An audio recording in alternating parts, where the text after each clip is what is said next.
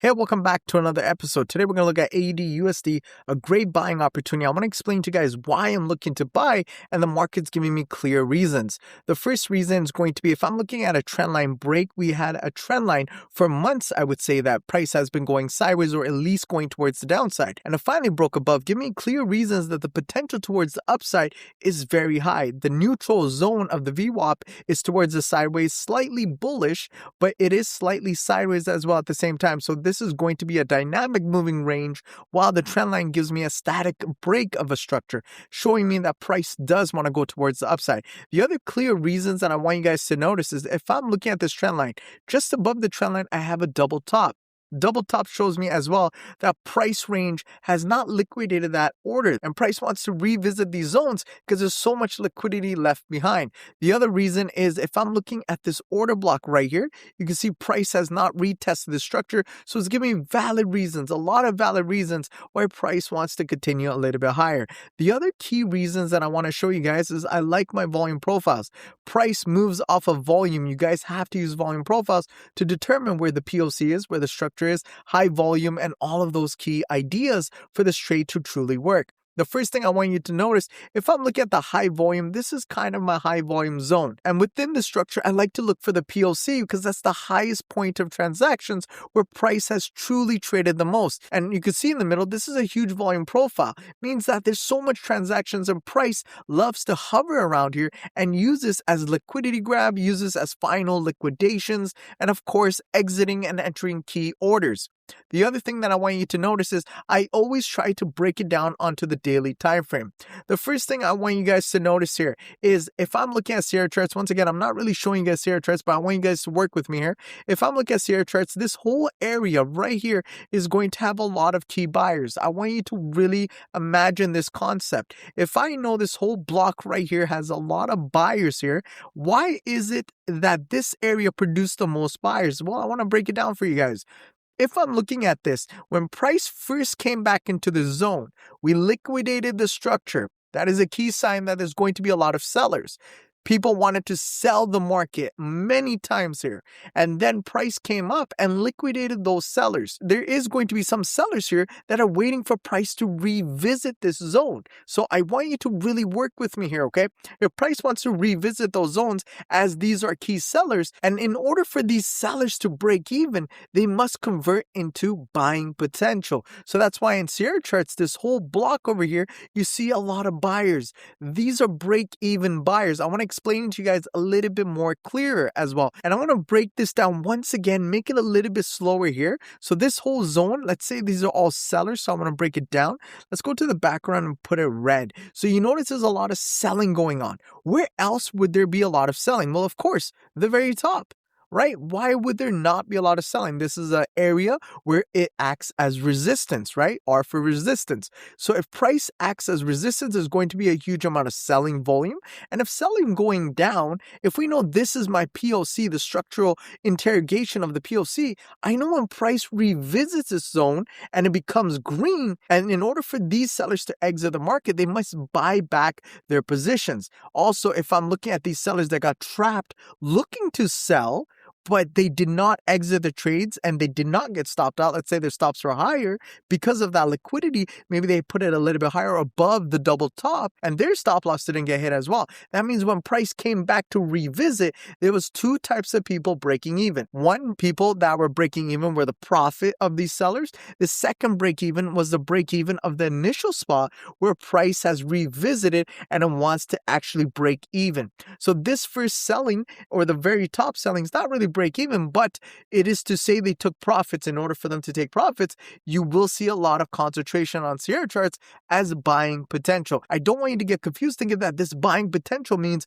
absorption or there's a lot of stops. The best way to know that these were not stops is using your volume profile internally on individual candles. So let me show you how I like to do this. If I know this is my zone right here, and this right here is the bottom of my zone, this is where I want to see liquidity getting grabbed to know if there was a lot of stop loss. So if I'm drawing my line right here and I shift it a little bit higher, it's somewhere down there in that range. There's two types of ways of knowing if liquidity was taken out or if it was a probe, but they're both liquidity liquidity in a sense, because one was less liquidity, as in it was a probe, price came down, and they wanted to check if there's any stops below, and the other one could be let's take out stops. So there's two different ways. One's a probe and one is a stop loss. You'll see a lot of volume versus very thin volume.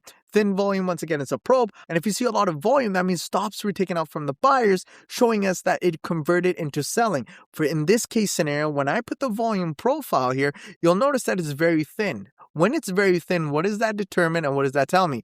That means that these contracts right here, when price went up, there wasn't that much buyers. And if there was, they already exited their positions at the top. And when price came down, we see a huge amount of buyers here. That is particularly from the break even of the sellers. And of course, the sellers on the top exiting their market. And how do I know that? When price came down, when it liquidated the PLC, the structural swing that created the high, and also the fair value gap liquidation right here. What a great sign. This is how you get into trades, and a lot of manipulations do happen. But I want you to understand, if you see a lot of buying here, does not mean you're late to the trade, does not mean you're going wrong sided of the trade. You have to also understand there's opportunities for you to enter even when it doesn't look like a trade. Why is this a scary position? If I see all buyers here, logically a retail trader will say to themselves, I don't want to buy when everybody's buying. There's a lot of contradictions with trading, but logically a lot of retail traders will say, well, there's too much buying going on and the price is not moving. Well, you need to understand the price went sideways for a long time. That means there was a lot of selling position here. If there's a lot of sellers here, they wanted a break even. Finally, they got the break even. And once you notice the break even happen, this is the potential we want to go higher. Why do we want to go higher? I always say to a lot of my students, you have to have a target. You can't just enter a trade expecting it to go up without having a final projection.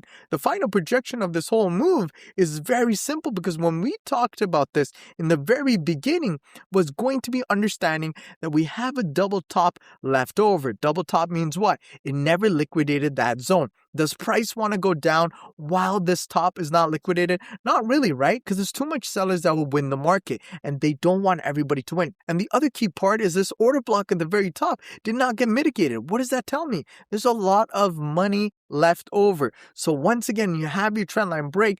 Price has been skyrocketing. Australian dollar has been stronger than the US dollar. We're seeing a good move towards upside. We have a liquidation of the PLC. We broke above the PLC, acting as support. Trend line break. We have a double top telling us there's liquidity left over, order block right on top. When you refine the trade into a smaller pigmentation of the bigger scale, you're noticing we have a lot of sellers here, aka break evens happening in this green. The other thing is when you're selling at the very top, you're looking to exit your profits. Exiting your profits means exiting it as a buy, right? If you're selling, you're exiting, so you got to buy it back in the market. So that means there's a lot of buyers here. Why am I confident with this trade? Is because when we went lower, we notice that these stops of these buyers are not nowhere to be found. That means what? There was not that much buyers, or they already exited at the top. So these are new buyers, aka break even, or even now new buyers starting to step in. And this is giving me confidence this is a higher probability trade. Of course, news and all of that can affect this market. And these are the trades that I said in my Telegram group. All I want you to understand is put your stops where you think you want to. It's always important to put it below the swing, but you want to target the high. That is the key idea. You could break it down to a lower scale. You could go to the 4 hour, the 1 hour, the 30 minute, whatever you need to do, but you're looking to only buy. You want to find the sequence of the bigger trade, go to a smaller scale trade and smaller scale time frames to look for that buying opportunity. The cool thing is when we retested this structure, once again, I noticed that the volume really dissipated again too. That means what? Was there really interest to going lower? Well, clearly in this case scenario, there wasn't. So if there's not that much interest here compared to what we had on the left-hand side where we see bodies and we're seeing wicks here, that means, guess what? There is a lot of rejections here. There is a lot of limit buy orders being placed in this section to get better deals, better price to push the price a little bit higher. Also, let's think logically here, guys. If I'm right here, if I truly wanted to say these were all aggressive buyers, wouldn't you agree with me that this is the best time to be aggressive to buy at the very darn lows? Of course it is. this, but you see the volume's really low. So what does that mean? A lot of break evens, a lot of indecision in that sense. They're just breaking even to secure their position. That means they're just exiting their position. We're not really seeing true buyers. And once we do see true buyers, I think the price is going to scale higher. But this time, purpose and the meaning behind this is a lot of break evens. The sellers are out of the market. So if the sellers are out of the market, they're not pushing any lower, right? And they believe contestantly the price wants to go higher and liquidate those highs. So once again, this information that I'm telling you here is not really seen in the eyes of TradingView. You have to use Sierra Chart, some kind of footprints to determine if it's buyers or sellers. But this is kind of an analysis that I'm looking at. And if you guys do like this and you want to see more in-depth analysis and how I explain this trade and how it makes sense for me and my students, please make sure to like, share, and subscribe. Other than that, keep in mind, this is not financial advice. This is just really strict education. And I hope you guys enjoy these type of videos because I love trading and I love making these type of videos for you guys because I want everybody to learn how to trade, especially with AI and everything that's going on and jobs are being obsolete. I think it's important for everybody to have some kind of financial security. And I hope trading can be that opportunity for everyone that chooses to go the trading way. Other than that, once again, thank you so much. Take it easy and John out. Peace.